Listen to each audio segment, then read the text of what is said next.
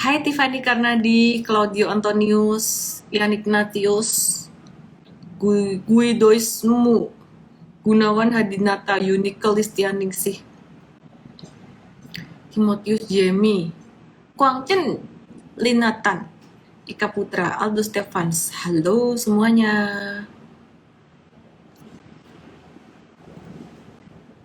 M. Octavian, gimana kabarnya semua? Sebelum kita mulai, kalian dari kota mana aja sih?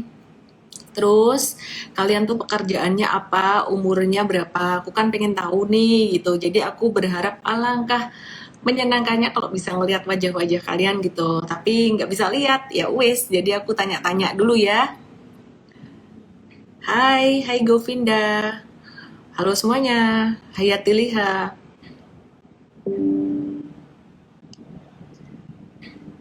Kabar baik. Jakarta Utara. Besok aku mau ke Jakarta tuh. Naik mobil 7 jam.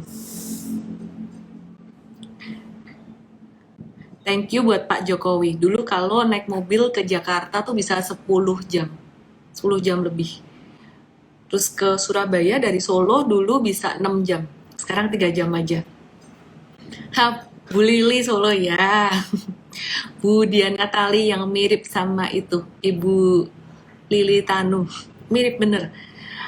Ada yang dari Karawaci, manajer 37 tahun. Ibu rumah tangga, umur berapa Bu? Surabaya 40. Tumben jujur-jujur, biasanya dikecil-kecilin umurnya.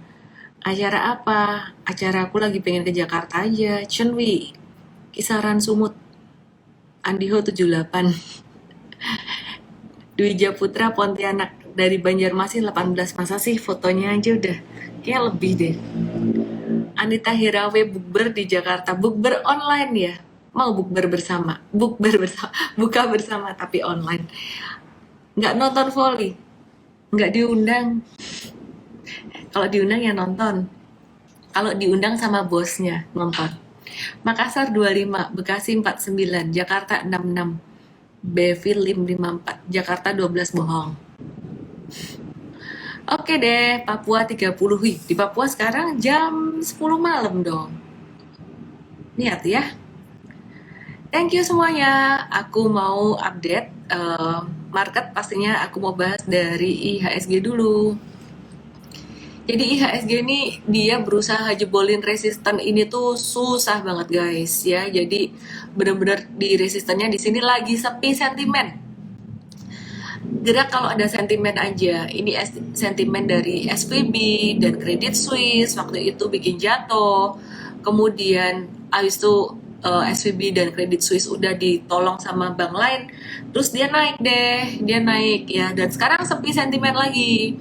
Terus aku tuh ada ngobrol bareng dengan teman-teman sebenarnya dari beberapa sekuritas gitu ya. Jadi kenapa sih market value bursa ini di bawah 10 triliun terus, bahkan hari ini 8,64 triliun. Udah dilamain jam perdagangannya, saya pikir bakalan bisa naik, ternyata nggak bisa. Akhirnya kita semua berkesimpulan bahwa foreign flow itu coba dibuka lagi karena market itu sepi banget sejak foreign flow itu ditutup, kode broker ditutup dan foreign flow-nya ditutup pula gitu. Jadi sebenarnya saya nggak tahu juga sih apa tujuannya IDX nutup foreign flow ya. Mohon maaf ya, ini mungkin ada teman-teman dari IDX mau jawab, boleh juga, barangkali ada yang nonton gitu. Kita retail tuh bingung juga kenapa foreign flow ditutup. Padahal sebenarnya kalau kita bisa lihat foreign flow itu tuh sebenarnya bisa melindungi teman-teman investor retail dan juga investor lokal loh, dengan tahu mereka tuh banyak masuk di mana dan keluar di mana gitu. Nah, jadi memang sih investor retail lokal tuh suka FOMO, ikut-ikutan foreign gitu. Tapi kan ya memang bukannya begitu strategi trading. Kalau dari aku sih strategi trading itu kita ngefollow duit gede masuk kemana gitu loh. Jadi kalau asing memang demen di satu saham atau satu sektor di situ ya sah-sah aja kalau misalkan retailnya mau ngikut gitu. Jadi di Instagram saya ada pin di feed post saya dan juga ada di story juga sih. Tapi kalau story kan sehari hilang ya. Aku minta bantuan teman-teman deh ya. Jadi dengan hashtag buka foreign flow, taruh di kolom komennya nanti abis nonton IG Live, buka Foreign Flow, tulis di situ, di tag Indonesia Stock Exchange gitu. Jadi ini bukan demo nih, tapi ini aspirasi dari kita retail, investor-investor retail. Karena saya ngerasain sendiri, sejak market itu value-nya turun, kita peluang untuk trading juga terbatas gitu, meskipun masih ada, masih bisa cuan juga gitu. Dan kalau peluang investasi masih ada, tapi peluang tradingnya tuh jadi terbatas begitu gitu ya. Oke, jadi penting banget itu sebenarnya foreign flow dibuka untuk justru malah melindungi investor retail dan juga investor lokal. Nah, itu yang menyebabkan sebenarnya market masih sepi. Semoga saya nggak sotoy. Tapi coba aja deh, coba aja dibuka, kan ngetes nggak ada salahnya ya. Coba dibuka seminggu, 2 minggu, sebulan. Kita lihat hasilnya gimana. Barangkali ada teman-teman dari IDX yang dengar gitu. Jangan di komen ini, komen sini mah lewat nanti Instagram live-nya. Tapi di feed post saya, ada satu post yang saya pin di situ. Terus ini Topan Joy S bilang banyak IPO yang nggak jelas, perusahaan merugi juga boleh IPO. Nah, saya juga bingung sih dengan perubahan aturan itu, mungkin supaya marketnya lebih ramai, saya nggak tahu juga. Tapi kita sebagai investor ya mesti cerdas ya. Jadi mana yang kita beli ya untuk investasi jangka panjang mestinya perusahaan yang ada untungnya. Buka apanya? Buka foreign flow, bah. Nggak semudah itu berubah sistem. Paling nggak kita menyuarakan dulu aspirasi kita sebagai investor retail gitu ya. Barangkali didengar, kan lumayan tuh. Oke deh, kita mau lanjutin untuk bahas saham yang lainnya.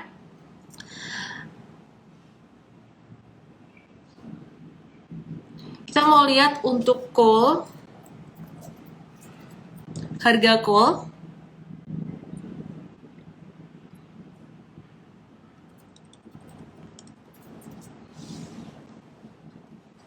Nah, ini Newcastle Coal Futures. Aku pakai inline chart aja ya. Dia naik lumayan signifikan ya. Jadi setelah turun dalam, ini naik signifikan, dan saham-saham coal pantas banget nih untuk di watch, dan ini juga kumpulan data yang kita dapat dari tim M-Trade juga ya, tim coach M-Trade gitu. Jadi harga batu bara ini naik atau rebound sekitaran 11% lebih ke US dollar 198, ini malah udah ke 200 naik lagi ya. Jadi kenaikan harga batu bara ini merespon undang-undang baru yang disahkan di Australia untuk membatasi emisi gas rumah kaca, yang dia mengharuskan tambang baru untuk memangkas pasokan 5% per tahun. Nah, jadi langkah tersebut itu menambah satu kekhawatiran buat investor atau pelaku pasar akan pasokan batu bara di dunia yang akan turun. Nah, kalau pasokannya turun, harga potensi naik gitu. Dan selain itu kita juga menilai rebound ini sifatnya masih agak-agak sementara ya, karena dia kalau secara teknikal tuh benar-benar di bawah banget, dan pantulannya tuh bisa sementara gitu. Dan secara makro kita tuh ngelihat secara bertahap demand batu bara tuh bakalan bisa turun karena musim dingin sebentar lagi usai, dan produksi batu bara China yang kemarin sempat terkendala tuh bakalan meningkat seiring dengan pembukaan perekonomiannya. Tapi nanti kita akan update lagi jika permintaan batu bara justru malah naik meskipun winter udah berakhir, karena China ekonomi mulai aktif gitu. Tahu nggak yang di atas aku ini apa? Out of topic dikit. Tebak nih, apa nih? Oke deh, OT ya. Oke, terus aku mau update juga untuk PMI Manufaktur Amerika 2023. Ya, jadi PMI Manufaktur Amerika 2023 di bulan Maret ini turun di angka 46,3 ya, yang sebelumnya di angka 47,7. Bahkan Bloomberg itu memperkirakan dia bakalan turunnya tuh dikit di 47,5, tapi dia turun sampai 46,3. Dan ini menunjukkan perlambatan perekonomian yang memang sebenarnya sudah diprediksi dan sudah diantisipasi. Namanya aja suku bunga dinaikin, mau meredam inflasi. Definisi meredam inflasi adalah meredam laju perekonomian.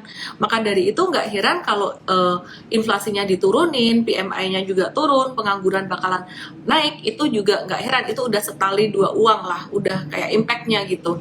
Jadi nggak perlu sampai direspon, wah ini jelek atau gimana. Dan bahkan kalau terjadi resesi pun di Amerika itu juga udah impact yang memang sudah diantisipasi. Sentimen saat ini tuh benar-benar nunggu The Fed menaikkan suku bunga mencapai puncaknya dan berhenti mencapai puncaknya.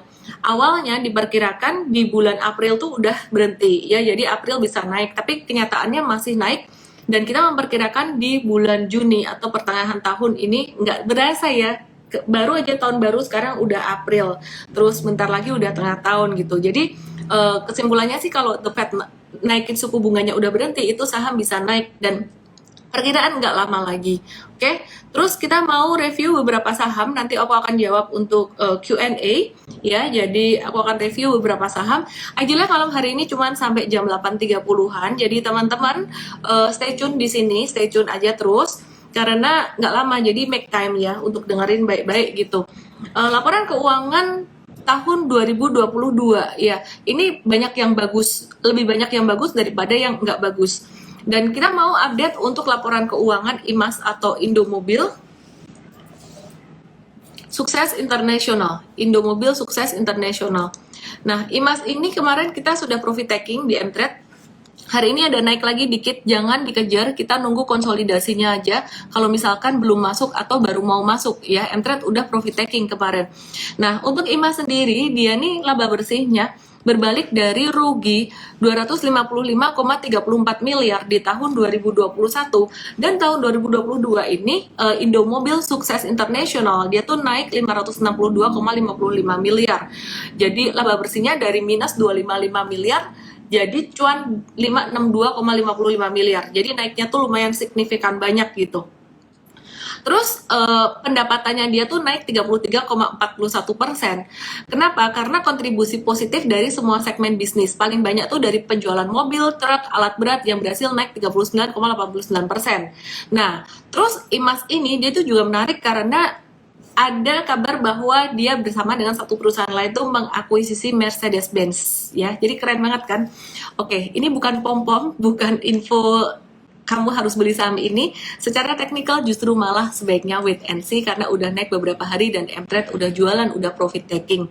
Oke, nah jadi teman-teman, padahal laporan keuangannya baru aja muncul, tapi kok bisa tradingnya beberapa hari yang lalu. Price discount all news. Jadi itu yang kita pelajari di workshop Super Trader beberapa hari kemarin.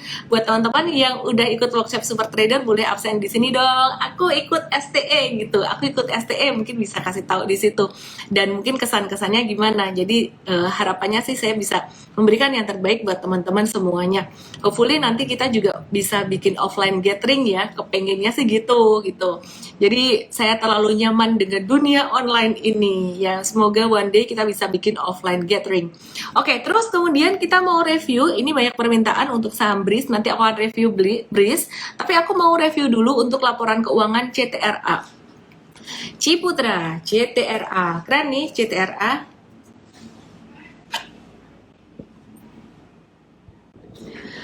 Laporan keuangan CTRA. CTRA ini secara pendapatannya dia turun 6,1%, tapi laba bersihnya masih naik 7,3%.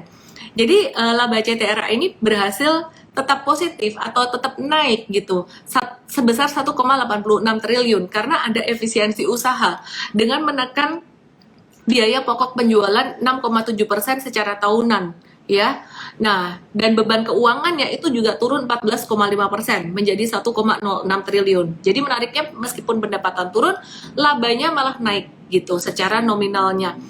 Nah, jadi kalau pendapatannya tuh turun, kenapa turunnya? Karena ada beberapa segmen seperti rumah susun, perkantoran, dan juga rumah sakit itu turun semuanya, masing-masing turun 64% untuk rumah susun, perkantoran 45%, dan juga rumah sakit itu 13,5% secara tahunan. Tapi kalau kita perhatikan dari segmen penjualan kafling, rumah hunian, dan toko itu masih tumbuh 8,9%. Nah, tapi pusat niaga tuh tumbuh 29% gitu. Jadi intinya ada yang tumbuh, ada yang turun. Nah, yang tumbuh itu 62%. Sebentar ya. Let me check.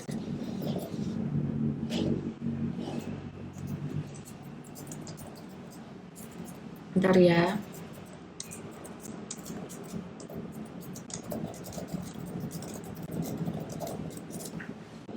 Oke, terus CTRA gimana dong secara teknikal? Boleh diut jangka panjang nggak? Stefanus nanya. Boleh, CTRA sekarang masih murah secara valuasinya. Dan secara teknikal udah mulai, kok CTRA yang ini sih? Secara teknikal dia tuh turun, ya, dia tuh turun dekat area supportnya. Jadi kalau mau investasi jangka panjang masih boleh nih dikumpulin dikit-dikit gitu. Jadi kalau udah punya BSDE atau P1 sebenarnya dua itu aja nggak apa-apa, atau CTRA atau SMRA gitu ya. Tapi nggak perlu sampai empat-empatnya semua harus menuin portfolio gitu, nggak perlu gitu. Terus kemudian kita akan cek buat laporan keuangan Harum ya, Harum.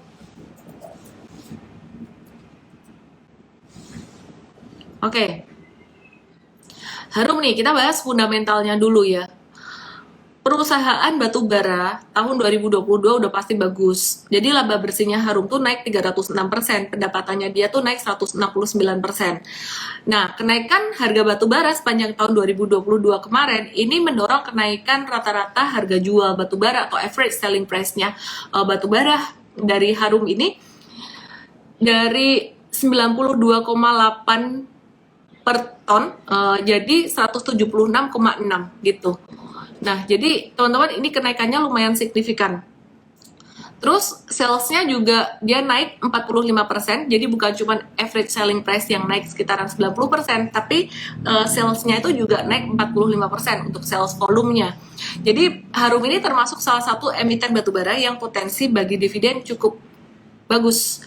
Nah, secara teknikal untuk Harum dia potensi naik tapi udah posisi nanggung dekat 1640. Kalau mau beli tunggu retracement mungkin sekitaran level 15-15an. Dan kita akan update di mTrade ya teman-teman ya. Oke, terus kemudian baiklah. Kita mau update untuk banking BDMN. BDMN ini mau bagi dividen, akan bagikan dividen tunai sebesar 118.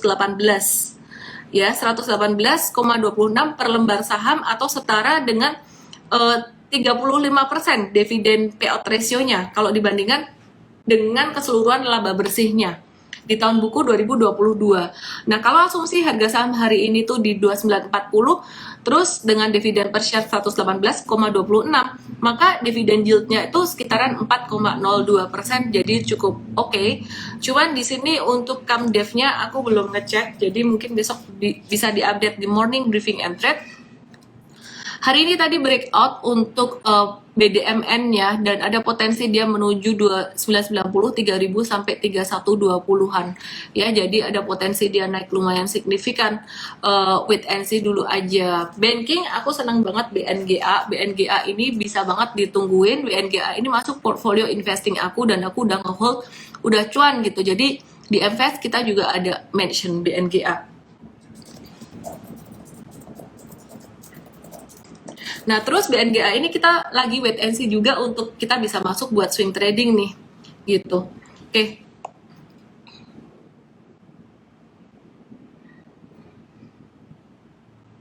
ICBP abis ngeluarin produk baru nggak terlalu signifikan sih sebenarnya. Harum dividen nggak pernah gede ya, barangkali tahun ini dia lebih generous, semoga aja. Oke, BBTN sabar-sabar dulu. Aku udah update di mTrade.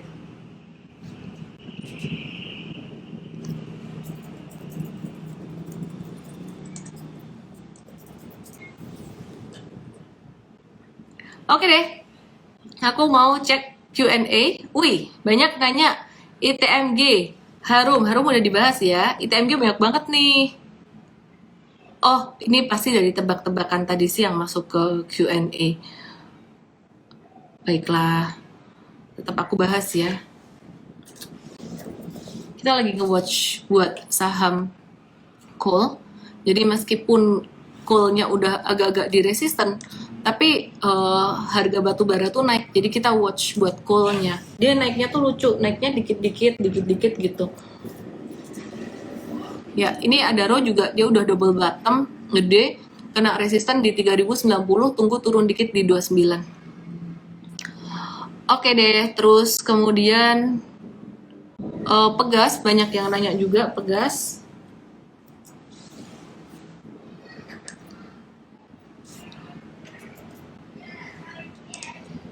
Mana sih tadi? Bentar ya. Iya, lagi di area support juga, kita lagi wait and see ya buat pegasnya ya. BMRI habis stock split, dia anjurannya masuk nggak ya?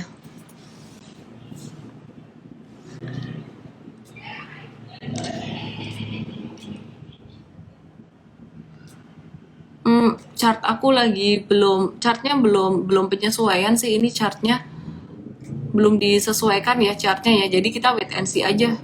Sebentar, aku mesti sesuaikan chartku dulu nih buat BMRI-nya.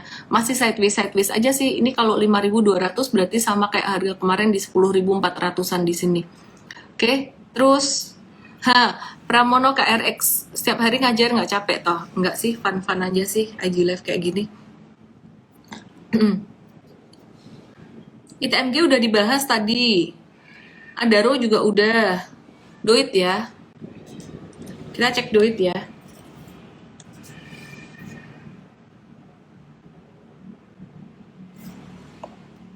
Lebaran pada mau kemana guys?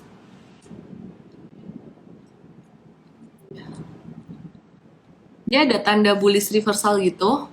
Cuman jangka pendeknya udah naik lumayan signifikan. Kita nunggu retracement di 304. Ini dia ngebentuk rising wedges sebenarnya.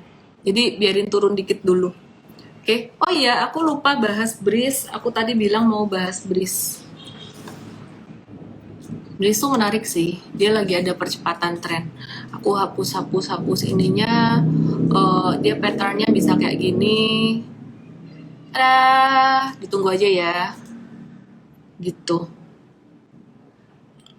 Lebaran mudik kemana? Pada mudik kemana nih? Bahas PTBA dong. Oke, jadi malam hari ini masih judulnya sektor coal. Kita lihat PTBA-nya MTrade tadi ada jualan nih, kena resisten. Bukan kena resisten, dia candle-nya kecil banget, udah kecil banget gitu. Jadi kita jualan untuk PTBA-nya. Wait and see dulu deh. Jadi meskipun harga batu baranya naik, tapi saham batu bara kita udah naik beberapa hari terakhir. Jadi kalau misalkan besok ada yang breakout, masuknya juga nggak sampai yang banyak-banyak gitu.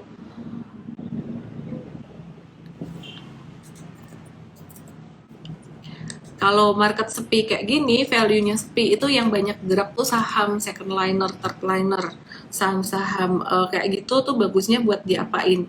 Di scalping kah? Ada yang bisa di scalping, ada yang bisa di trading jangka menengah. Ayo ijo.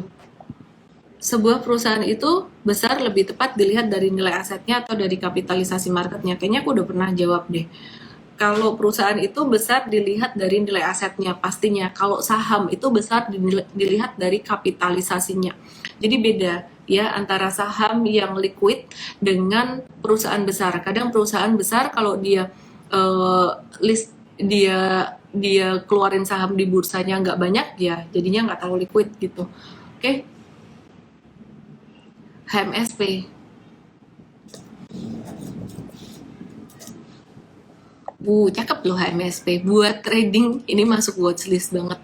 Karena dia turunnya tajam twing gitu ya. Dan nunggu di area support 1000 atau 980-an. MTrade bakalan mungkin buy on weakness. Tapi kita ngelihat volume juga. Tadi tuh jatuhnya masih pakai volume besar. Jadi kalau buy on weakness nih trading jangka pendek aja nih gitu.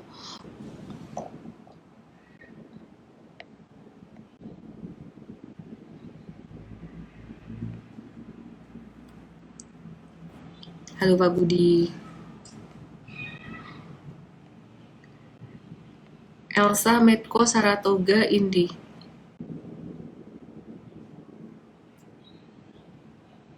Sepinco, nggak ikut MPES karena trading ya nggak apa-apa. Trading ya nggak apa-apa. Pokoknya udah ngerti super trader, udah oke. Ikut STE 3 kali, hebat bener. Indi, mari kita lihat Indi ya. Sudah kuduga. Bentuknya mirip-mirip kayak gini. Udah naik ketinggian sih saham-saham batubara ini.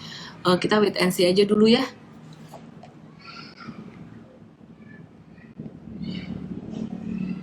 BJTM, BRMS, BJBR, BRMS dulu ya.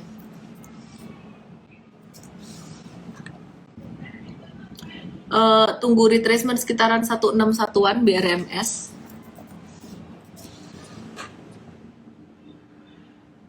BJTM jangan dulu, candlenya kayak gini nih, kurang bagus nih.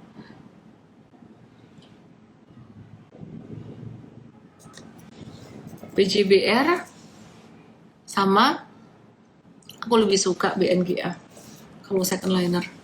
Terus sama NISP ini juga menarik. Oke, terus Bumi, kita cek Bumi.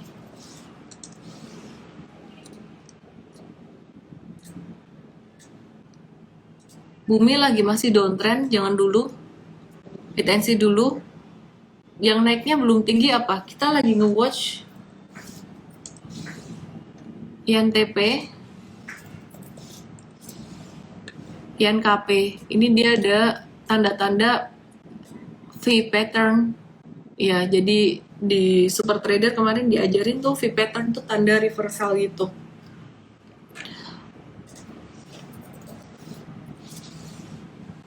Cepin jangan dulu deh, dia habis breakdown lagi dan jatuhnya volume gede, wait and see dulu aja, jangan nangkep pisau jatuh. BNGA kemahalan nggak kalau masuk sekarang, tunggu retracement beberapa hari ini. Cepin masih bisa turun lagi sampai 4.600.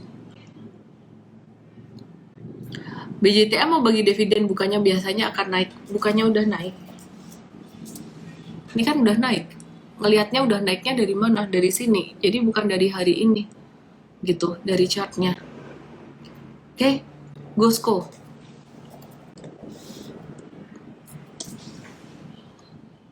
Wait and see dulu Gosco-nya. Posisi nanggung. Raja, kita watch Raja. Ada pattern V juga, nunggu retracement dikit sekitaran 880. UNTR, ini juga nanti kabarnya bagi dividennya cukup lumayan buat UNTR. Udah naik lumayan signifikan, tunggu retracement sekitaran 28.525. Hari ini breakout sih. Kita lagi wait and see ya. Kalau nggak bisa retrace, ya terpaksanya buy on breakout, tapi kita lihat angka yang lumayan low risk besok. Terus summary apa yang bagus nih? Summary apa yang bagus ya? Sekarang lagi posisi so-so semua. Kalau untuk jangka menengah panjang masih di properti. Untuk saham komoditas kita masih trading, nunggu retracement buat batu bara dan beberapa saham yang lain, termasuk metals, buat kita tradingin.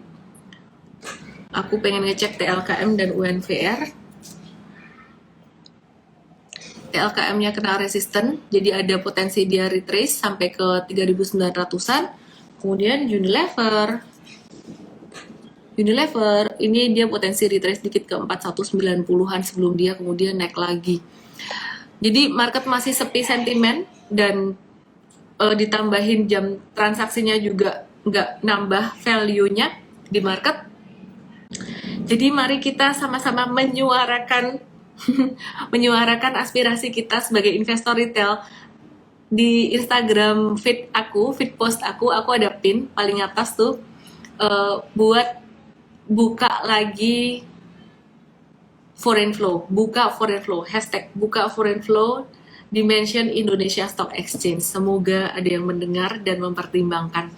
Oke, thank you teman-teman semuanya ya. See you di, aduh anakku teriak-teriak, senangnya jadi, aduh, tuh happy banget kan dia. See you tomorrow di morning briefing besok. Besok saya lagi di jalan tol jam-jam segitu. Semoga bisa join morning briefingnya. Terima kasih semuanya. Kalau saya nggak bisa join pun, tim coach itu udah pengalaman semua, udah cakep-cakep semua analisisnya, bantu teman-teman semuanya. Terima kasih ya, dan jangan lupa hari ini 4 April ada promo Harbolnas diskon 40% untuk semua produk Mtrade. Langsung aja DM saya ya. DM saya atau ke mtrade.id/WhatsApp. Dadah!